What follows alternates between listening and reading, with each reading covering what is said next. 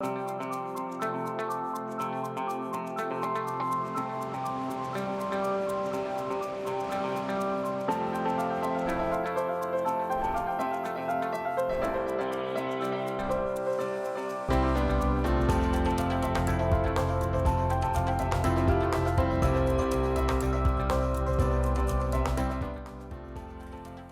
afternoon. Thanks for joining us Across the Fence. I'm Fran Stoddard.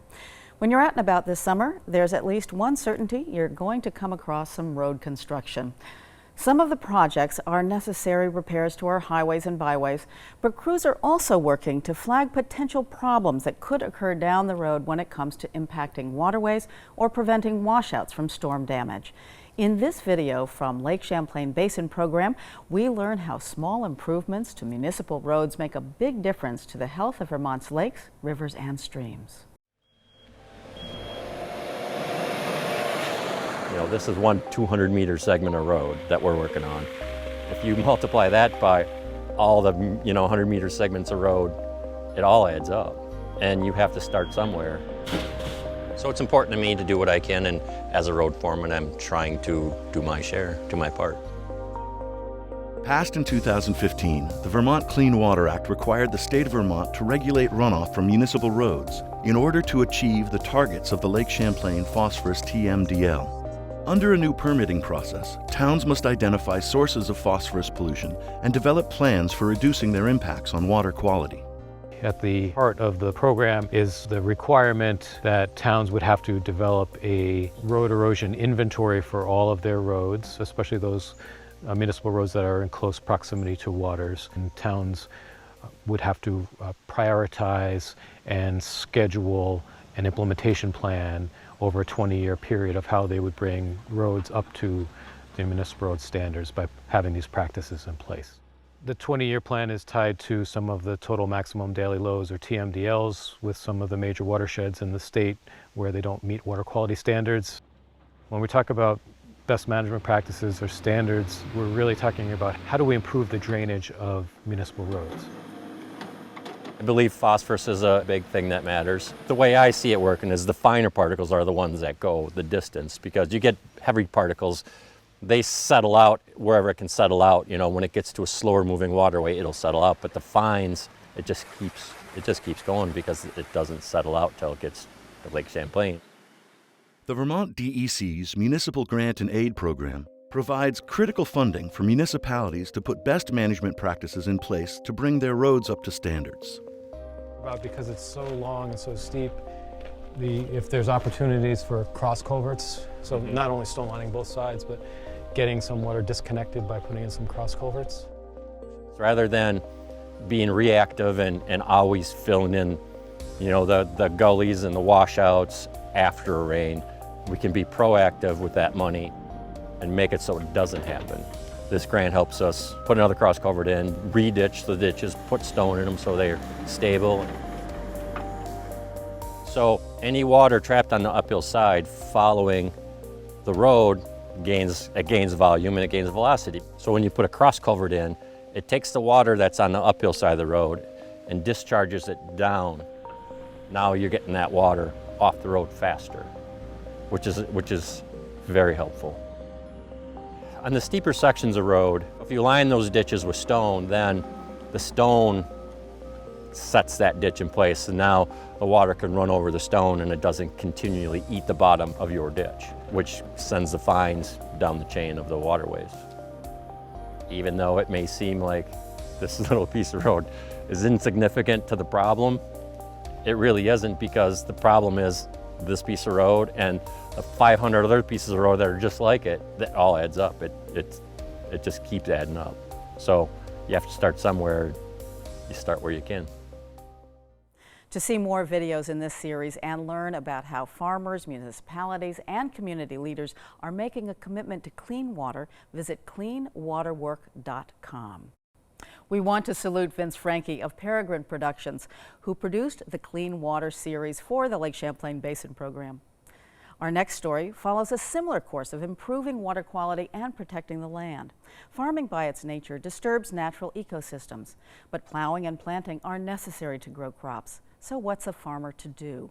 One technique that's gaining traction in Vermont is called no-till planting. The disruption to the soil is minimal, which means nutrients are less likely to wash away when it rains.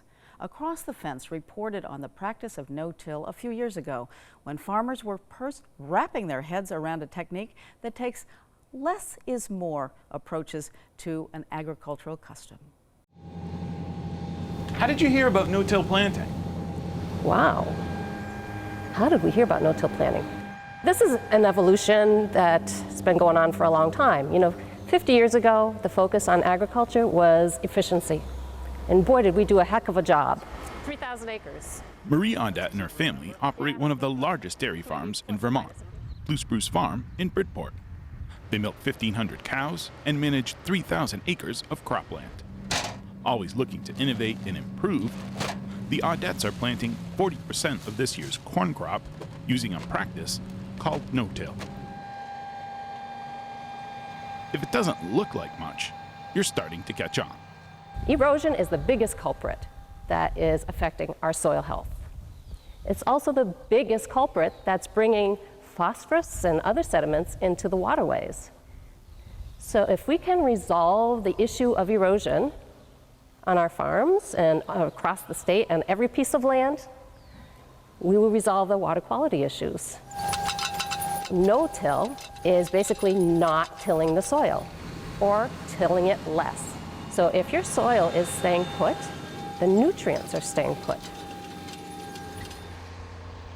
When a field is tilled, the soil is disturbed.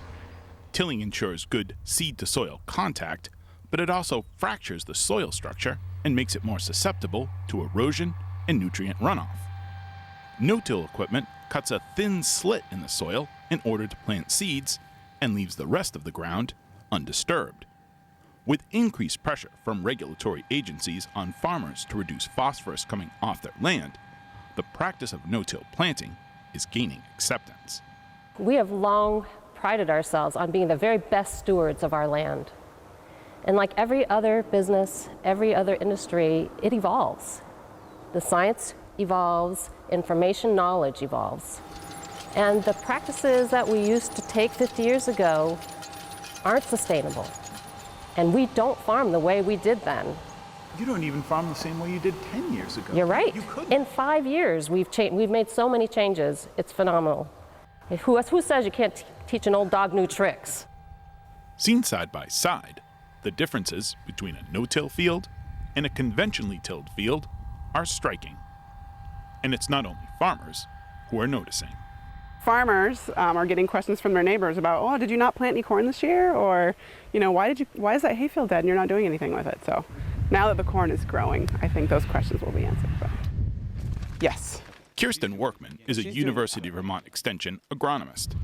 For the past few years, she's been testing reduced tillage practices to help farmers transition to no-till planting. There's been a lot of attention put on reducing tillage because reducing tillage typically means reducing erosion. And with all the water quality issues that we've been seeing in Lake Champlain, it's been pretty clear that we need to reduce erosion so we can reduce nutrients and sediments from going into the lake. And by stopping tilling, that's a really great way to do that.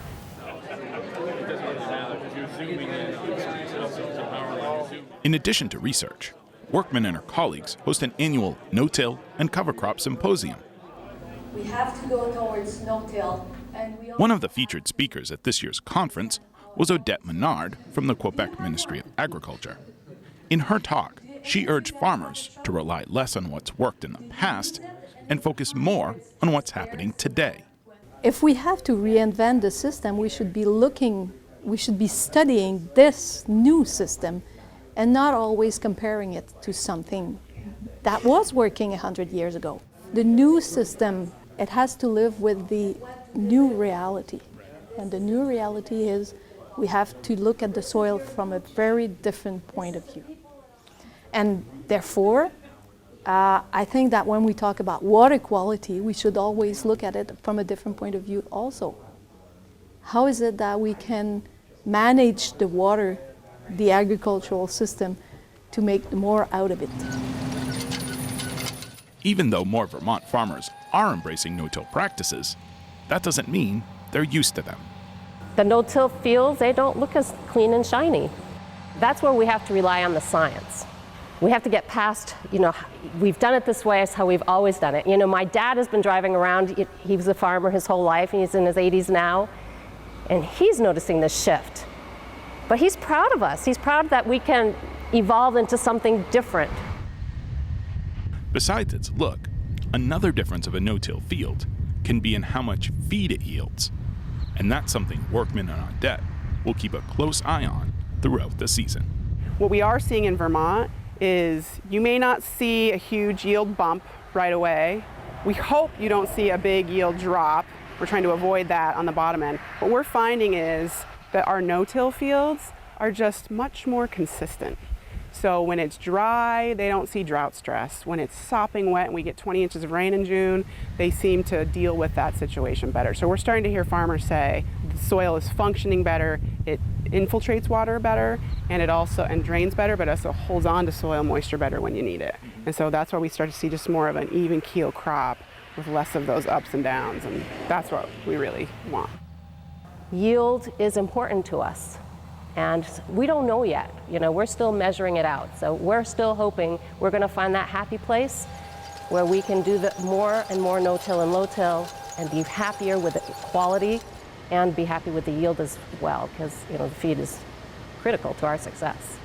Every year, Mother Nature's going to throw something at us that we're not ready for. It's not going to be a 100% success story every year, but it's definitely a trajectory. We're headed in that direction. Even if it takes some getting used to, no-till is here to stay in Vermont. And before long, what the neighbors might be asking is why a farmer's field looks so clean.